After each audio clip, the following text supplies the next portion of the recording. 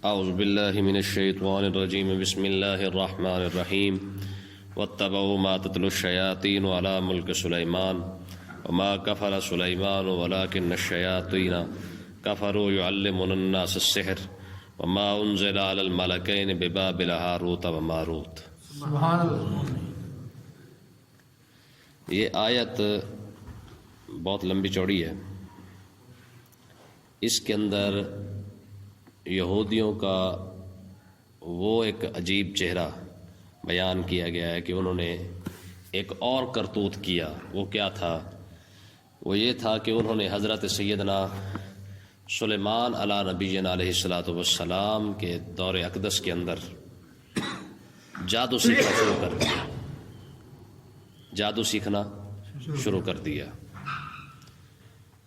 اور انہوں نے اپنی دلچسپی جادو کے اندر لینا شروع کر دی۔ جب حضرت سیدنا سلیمان علیہ الصلاۃ والسلام کو اس بات کا پتہ چلا کہ بنی اسرائیل تو جادو سیکھنے میں لگ گئے ہیں، تو آپ نے ان تمام سے کتابیں لے کر اپنی کرسی کے نیچے دفن کر دی اور پابندی لگا دی بھی آج کے بعد کوئی بھی شخص جادو نہیں سیکھے گا۔ جب حضرت سیدنا سلیمان علیہ الصلاۃ والسلام کا وصال ہو گیا تو پھر یہ جنات نے، شیاطین نے وہ کتابیں نکالی اور کتابیں نکال کر آ کر ان بنی اسرائیل کو کہا کہ یہ وہ جادو ہے جس کے ذریعے سلیمان علیہ الصلاۃ والسلام نے پوری دنیا کو کنٹرول کیا ہوا تھا۔ استغفر اللہ۔ تو ان کے دماغ کے اندر یہ بات بٹھائی گئی جو یہودیوں کے کہ ہوا جو ان کے مسخر تھی وہ جادو کے ذریعے سی۔ یہ جنات، شیاطین، پرندے، درندے، چرندے، کائنات، یہ پوری دنیا کی جتنی بھی بادشاہی ہے انہوں نے جادو کے زور پر جو ہے وہ اس کو اپنے کنٹرول میں رکھا ہوا تھا۔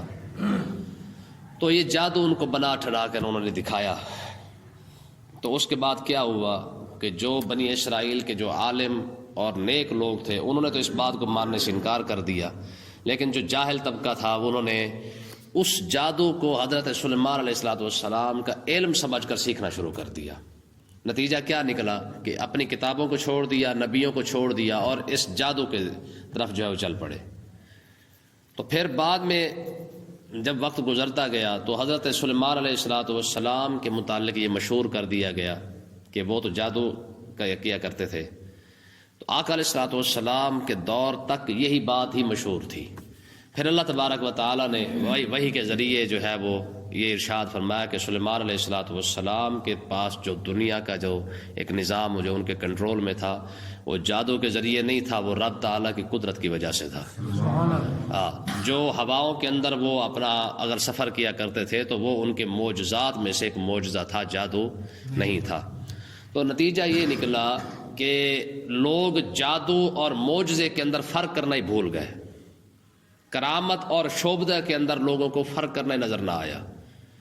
ٹھیک ہے، اب جادو بھی کیا، جادو کی تعریف کیا ہے؟ جادو کہتے ہیں بھی کوئی بدکار شخص، یعنی گندے کردار کا مالک گندے عمل کے ساتھ کوئی خلاف عادت کام کرے، اس کو جادو کہتے ہیں۔ ٹھیک ہے، یعنی عمل کرنے کے لیے کوئی گندا کام کرے اور اس گندے کام کے ذریعے کوئی ایسا کام کر دے جو عام طور پر جس کو عقل نہ مانے، اس کو جادو کہا جاتا ہے۔ اب معجزہ بھی اسی طریقے سے ہوتا ہے، کرامت بھی اسی طریقے سے ہوتی ہے۔ تو اب لوگوں نے شعبدہ بازی، جادوگری اور معجزے کے اندر لوگ فرق کرنا ہی بھول گئے تھے۔ وہ سمجھتے تھے بھی یار اگر جادو کے ذریعے کسی درخت کو بلایا جا سکتا ہے، معجزے کے ذریعے بلایا جا سکتا ہے، تو پھر جادو اور معجزے کے اندر فرق کیا ہے؟ کرامت کے اندر اور شعبدہ بازی میں فرق کیا ہے؟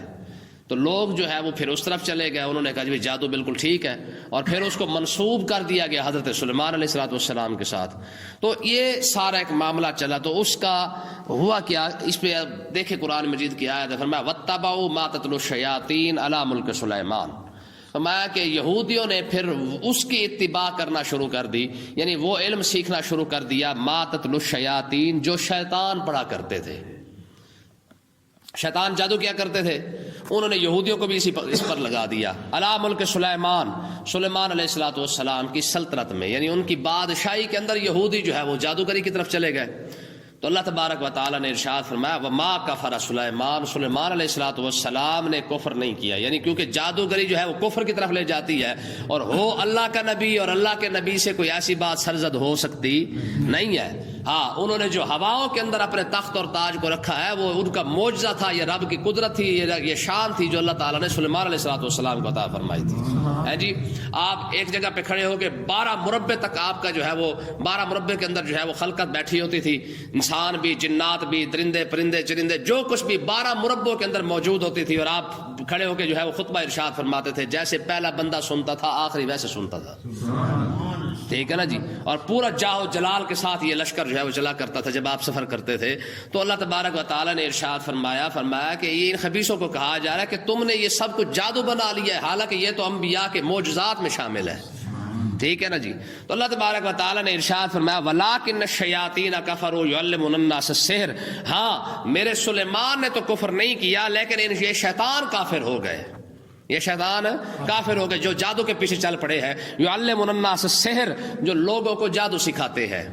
آج بھی دیکھ لیں جنتر منتر کے ذریعے 2 نمبر بیٹھے ہوئے ہیں، ٹھیک ہے جی، لوگ ان کے پاس جا کے کہتے ہیں جناب اللہ ہمیں کچھ کر کے دے، اور وہ پتہ نہیں اللہ جانے کتنا کفر بکتے ہیں، پھر جا کے ان کو کچھ نہ کچھ لکھ کے دے دیتے ہیں، ٹھیک ہے۔ تو جنتر منتر کے اندر تو سوائے کفر کے اور کچھ ہوتا ہی نہیں ہے۔ آپ دیکھ لیں یہ خبیث ایسے قسم بےغیرت قسم کے لوگ ہوتے ہیں، یہ الٹا قرآن پڑھتے ہیں، ہاں پھر لفظوں کو پھیر کے پڑھتے ہیں، لفظ کو بگاڑ کے پڑھتے ہیں، پھر اس کے بعد پلید ہو کے پڑھتے ہیں، سمجھ آئی کہ نہیں آئی، عمل کرنے کے لیے، ٹھیک ہے۔ تو یہ ساری چیزیں ایسی ہیں جو انسان کو کفر تک لے جاتی ہیں۔ جادو کرنے والا بندہ کبھی بھی ایمان کی حالت میں اس کو موت نہیں آتی ہے۔ تو کیا خیال ہے کہ جو جادو کر رہا ہے اس کو ایمان کی حالت میں نہیں آتی، جو جادو کروانے کے لیے گیا بیٹھا ہے وہ کیسے بچ جائے گا؟ تو اللہ تبارک و تعالیٰ نے ارشاد فرمایا وما انزل علی الملکین ببابل ہاروت و ماروت۔ یہاں ایک اور بات بھی آ گئی کہ پھر اگر معجزات انبیاء کی طرف سے ہے تو پھر جادو کیا ہے؟ یہ بھی تو ایک علم تو ہے، پھر جادو کے بارے میں کیا کہیں گے؟ تو اللہ تبارک و تعالیٰ نے ارشاد فرمایا کہ وہ جادو بھی ہم نے ہی نازل کیا ہے، جادو بھی ہم نے نازل کیا ہے۔ وما انزل علی الملکین ببابل، ٹھیک ہے، ہاروت و ماروت، ہاروت اور ماروت یہ 2 فرشتے ہیں، اللہ تبارک و تعالیٰ نے ان کو نازل فرمایا اور انہی کے ذریعے جادو اتارا۔ اب ان کے ذریعے جو جادو اللہ تبارک و تعالیٰ نے نازل فرمایا ہے، پھر اگر ہے ہی کفر تو پھر آپ نے نازل کیوں کیا؟ سوال تو اٹھتا ہے۔ تو دیکھیں بات کو سمجھے، اللہ تبارک و تعالیٰ نے ہاروت اور ماروت کو جو ہے وہ جادو عطا فرما کے بھیجا۔ یہ بابل کے اندر، بابل کہتے ہیں اس کو، اصل لفظ تو بابل ہے لیکن وہ بابل بھی پڑھ دیتے ہیں، بابل بھی پڑھتے ہیں، ٹھیک ہے نا جی۔ تو یہ اس کے بارے میں پڑھتے ہیں، شہر کے بارے میں، لیکن اصل میں یہ بابل ہے۔ بابل شہر کے اندر یہ 2 فرشتے آئے، جادو بھی ساتھ لائے۔ تو ہوا کیا، انہوں نے آ کے جو ہے وہ لوگوں کو بتایا بھی بات یہ ہے کہ جادو نہ سیکھو، جادو نہ سیکھو، یہ بندے کو کفر تک لے جاتا ہے۔ ہاں اگر کوئی سیکھنا چاہتا ہے تو ہم اسے سکھا ضرور دیں گے۔ تو بھئی جب کفر تک لے جاتا ہے تو پھر سکھا کیوں دیتے ہو؟ تو اس کا جواب یہ ہے کہ بعض چیزیں سکھانے کا مطلب یہ ہے کہ بندہ ان چیزوں سے بچ جائے، بندہ ان چیزوں سے بچ جائے۔ دیکھیں جب آپ کو کسی چیز کا پتہ ہی نہیں ہے تو آپ اس سے بچیں گے کیسے؟ تو جادو کے نازل کرنے کی جو وجہ تھی وہ یہ تھی کہ لوگ ان چیزوں سے بچ سکے، ٹھیک ہے نا جی۔ اب مثال کے طور پر باپ اپنی اولاد کو کہتا ہے بیٹا چوری کرنا غلط بات ہے، شراب پینا غلط بات ہے، زنا کرنا غلط بات ہے، ٹھگی مارنا غلط بات ہے، ڈکیٹی کرنا غلط بات ہے۔ تو کیا خیال ہے، باپ سمجھا رہا ہے بھی تو یہ کر لے ہے؟ اگر استاد کہہ رہا ہے بھائی ٹھگی ہوتی ہے، چوری ہوتی ہے، فلاں ہوتا ہے، فلاں ہوتا ہے، فلاں ہوتا ہے، تو کیا خیال ہے وہ شاگرد کو سکھا رہا ہے شاباش ہمت کر میں تیرے پیچھے ہوں؟ نہیں، مطلب کیا ہوتا ہے کہ یہ غلط کام ہے، تم نے ان کی طرف نہیں جانا، یہ غلط کام ہے فلہذا ان چیزوں کی طرف تم نے نہیں جانا ہے۔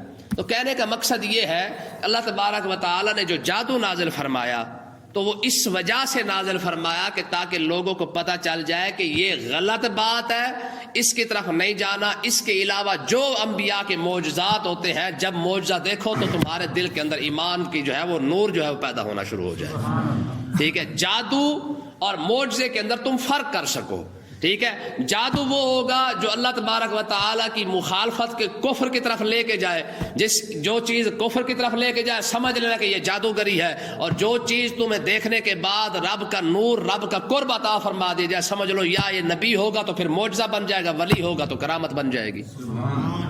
اس کا مطلب کیا ہے؟ جادو انسان کو کفر کی طرف لے کے جاتا ہے، معجزہ اور کرامت انسان کو رب کی طرف لے کے جاتے ہیں.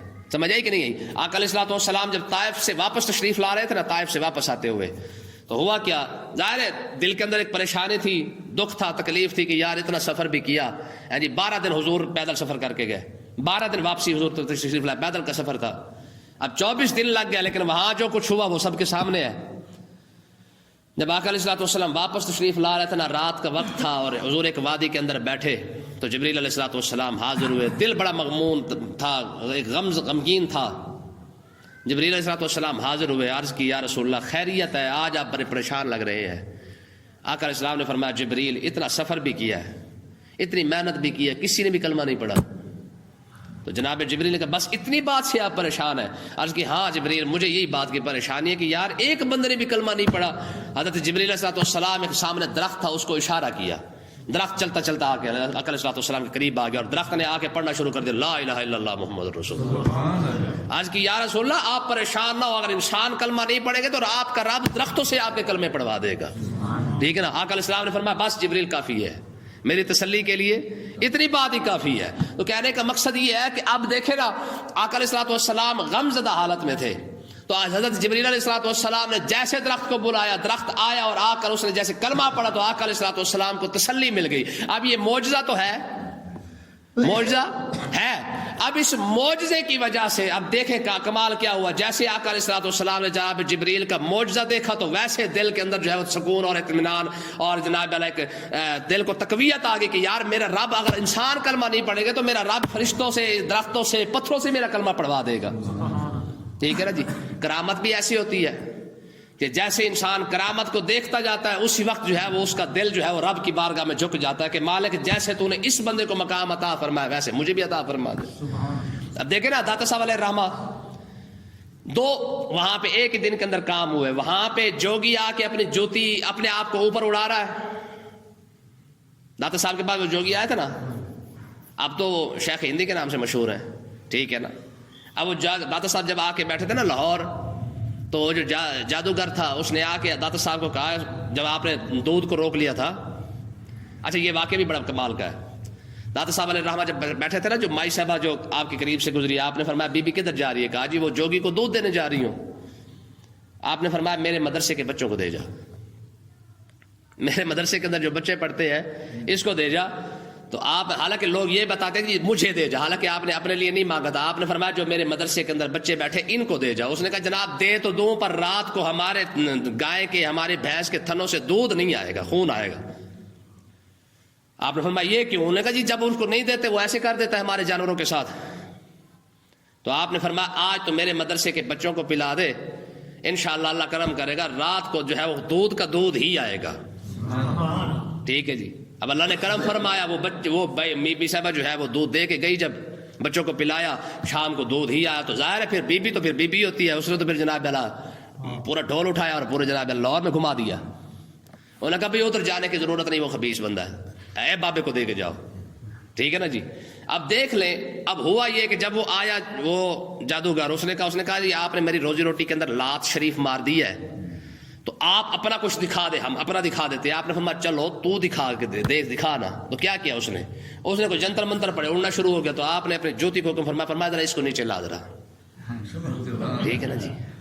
اڑ کے دکھا رہا ہے نا، ذرا اس کو نیچے لا. اب جب نیچے وہ آپ کی جو کھڑاوا تھی وہ جب اس کے پڑی نا اس کے سر کے اوپر، پڑھتے پڑھتے جب وہ 2-4 پڑے ٹکا کے ذرا طبیعت سیٹ ہوگی نا، کیونکہ واقعی کچھ بہترین طبیعت کے لوگ ہوتے ہیں نا وہ اس کو مانتے ہیں. کچھ کو تو بات سمجھ آ جاتی ہے نا جی، کچھ خاص طبیعت کے لوگ ہوتے ہیں نا ان کو صرف یہ لتر پولے سمجھ آتا ہے. ٹھیک ہے؟ آپ کو پتا تھا کہ یہ طبیعت ماشاءاللہ شریف طبیعت ہے، یہ ایسے نہیں مانے گا. وہ کھڑامہ جب 2-4 سر پہ پڑی نا آپ پہ نیچے اتر آیا. اب دونوں چیزیں بیک وقت ہو رہی ہیں, ایک جادو ہو رہا ہے, دوسری کرامت ظاہر ہو رہی ہے. ٹھیک ہے نا جی. اب جنہوں نے داتا صاحب کی جوتی کی طرف دھیان کیا ان کو رب کی یاد آ گئی, اور جس نے جادوگر کے جادوگری کو دیکھا وہ شیطانی کی طرف ذہن چلا گیا.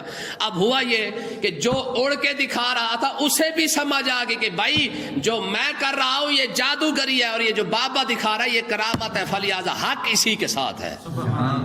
سمجھ آئی کہ نہیں آئی ہے؟ دیکھیں نا جی, جو موسیٰ علیہ السلام کے سامنے جادوگروں نے آ کے رسیاں پھینکی تھی, یہ کیا ہے؟ یہ جادوگری ہے. رسیوں کو پھینک کے جو سانپ بنایا تھا موسیٰ علیہ السلام کے سامنے, اب یہ جادو ہے. موسیٰ علیہ السلام نے ڈنڈا پھینک کے بھی سانپ ہی بنایا تھا. یہ کیا ہے؟ معجزہ. نبی ہے نا, کرامت ولی کی ہوتی ہے. اب ایک طرف سے جادو کا اظہار ہو رہا ہے اور دوسری طرف سے معجزے کا اظہار ہو رہا ہے موسیٰ علیہ السلام کا.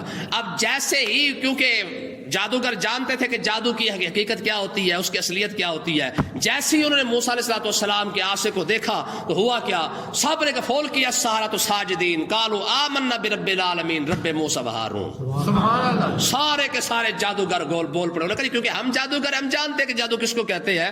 ٹھیک ہے. جیسے ہی موسیٰ علیہ السلام کے اس معجزے کو دیکھا, اپنا جادو کی حقیقت ان کے سامنے سمجھ آ گئی, فول کیا السحرۃ ساجدین, سارے کے سارے سجدے کے اندر گر گئے. تو کیا خیال ہے, خالی سبحان ربی الاعلیٰ پڑھ کے واپس آ گئے تھے؟ نہیں. علماء فرماتے کہ جیسے ہی 70,000 جادوگر تھے. کتنے؟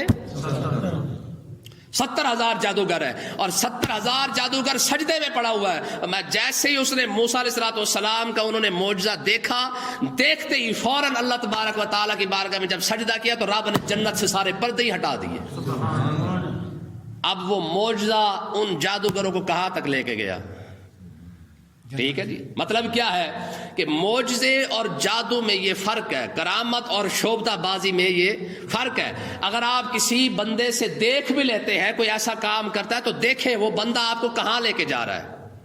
اگر تو کرامت دکھانے کا مقصد اللہ اور اللہ کے رسول کی طرف لے کے جانا ہے تو سمجھ لو کہ یہ ایماندار بندہ اور حق پر بندہ ہے. اگر وہ شوبدہ بازی دکھا کے اپنی ذات کی طرف بلا رہا ہے کہ میں بڑا زبردست بندہ ہوں میرے ساتھ چلو, سمجھ لو کہ 2 نمبر بندہ ہے. ٹھیک ہے. آگے چلیں جی, اب مسئلہ سمجھ آ گیا جادو, اور یہ کتنا آج مشکل سبق تھا. ٹھیک ہے جی. آگے دیکھیں جی, وَمَا يُعَلِّمَانِ مِنْ أَحَدٍ حَتَّى يَقُولَا, فرمایا کہ وہ دونوں کون؟ ہاروت اور ماروت, وہ دونوں فرشتے. فرمایا وہ کسی کو نہیں سکھاتے تھے, یہ حتیٰ یقولا, یہاں تک کہ وہ دونوں کہہ دیتے کیا, انما نحن, فرمایا ہم تو, انما نحن فتنۃ, ہم تو آزمائش کے اندر ہے, ہمیں جادو دے کے بھیجا گیا ہے, ہم تو آئے سکھانے کے لیے, ہم آزمائش کے اندر ہے. فلا تکفر, تم اس کے اندر نہ شامل ہو, تمہیں جادو سیکھنے کی ضرورت نہیں ہے, تم اللہ اللہ کرو, تم نیک لوگوں کے ساتھ چلو, رب تمہیں جادو سے بہتر رب اپنی کرامات تمہیں عطا فرما دے گا. ہے جی, تمہیں جادو میں جانے کی ضرورت کیا ہے؟ اس کا مطلب کیا ہے کہ 2 نمبر اگر بندہ ہو نا ایماندار اور تھوڑا سا جو عقل مند بندہ ہو تو اسے 2 نمبر کی طرف جانے کی ضرورت نہیں ہے. ہاں, رب ویسے ہی کرم فرما دیتا ہے. اگر اللہ تعالیٰ ویسے ہی کرامات کا اظہار کروا دے اپنے نیک بندے سے, اسے جادوگری کی ضرورت کیا ہے؟ حضور غوث اعظم فرماتے ہو کرامت تو ہماری ٹھوکر پر پڑی ہوئی ہے. یہ غوث اعظم فرمایا ولی کبھی کرامت نہیں دکھاتا, ولی کا مقام کرامت سے بہت آگے ہوتا ہے. ٹھیک ہے نا, کرامت ولی کی ٹھوکر پر ہے. ٹھوکر مار کے ولی کرامت دکھا دیتا ہے, اس میں کون سی بڑی بات ہے؟ حضرت شاہ توکل سنگھ امبالوی, ٹھیک ہے نا جی, آپ کربلا کے بارے میں بات کر رہے تھے. فرمایا کہ اگر امام حسین یوں اشارہ کرتے نا تو دریا کی کیا اوقات تھی کہ نہ آتا. اب اچھا یہ بات سمجھا ہی رہے تھے, جب آپ نے اشارہ کیا نا تو درخت کے سامنے کھڑا تھا بیری کا, اس کی طرف اشارہ ہو گیا, وہ خود بخود چل پڑا. ٹھیک ہے نا, جب آپ نے دیکھا نا بیری کا درخت جو چل کے آ رہا, آپ نے فرمایا تو ادھر رک, میں تو ویسے ان کو سمجھا رہا تھا, تجھے نہیں بلایا میں نے. تو اللہ تبارک و تعالیٰ نے ارشاد فرمایا کہ ان دونوں فرشتوں نے سمجھاتے ان کو, بنی اسرائیل کو, کہ بندے کے پتر بن جاؤ, تمہیں جادوگری سیکھنے کی ضرورت نہیں ہے. ہاں, فَيَتَعَلَّمُونَ مِنْهُمَا. اب ذرا اگلا مسئلہ بھی دیکھ لیں. جب وہ سیکھنا چاہتے پھر بھی وہ کہتے نہیں جی آپ ہمیں سکھائے. وہ سیکھتے کیوں تھے؟ مَا يُفَرِّقُونَ بِهِ بَيْنَ الْمَرْءِ وَزَوْجِهِ, وہ صرف اور صرف اس لیے سیکھتے تھے کہ میاں اور بیوی کے درمیان جدائی ڈالے. بنی اسرائیل جادو کیوں سیکھنا چاہتے تھے؟ کہ میاں اور بیوی کے درمیان جدائی ڈالے. اور آج بھی دیکھ لیں جو 2 نمبر جہاں پہ بیٹھے ہوئے ہیں اپنے فنکاری لے کر بیٹھے ہوئے ہیں, کوئی پیر بن کے بیٹھا ہوا ہے, کوئی جناب اعلیٰ عامل بن کے بیٹھا ہوا ہے, اور سارے لوگ ان کے پاس جاتے ہیں جی ہمیں جی تعویذ بنا دے, ہماری ساس یوں کرتی ہے, ساس کہتی ہے ہماری نو یوں کرتی ہے, اور دونوں جھوٹی ہے. سمجھا ہی کوئی نا.